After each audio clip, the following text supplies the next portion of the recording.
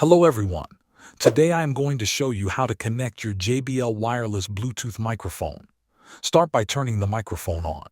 Press and hold the power button until you see a light come on. Some models may have a separate Bluetooth button. Next, put the microphone into Bluetooth pairing mode. Press and hold the Bluetooth button until the indicator light starts flashing. If your microphone does not have a separate Bluetooth button, holding the power button longer usually works. Next, plug the wireless dongle into the microphone input on the back of your JBL Party Box speaker. The input is usually marked with the word mic and fits a 6.3mm jack, which is the size of your dongle plug.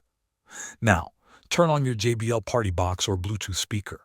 On the speaker, enable Bluetooth mode if it is not already active. The exact method may vary depending on the model, but usually pressing the Bluetooth button on the speaker will start scanning for devices. Once the speaker is in pairing mode, the microphone should appear on the speaker automatically. Some models show a flashing light on the speaker to indicate it has found a device.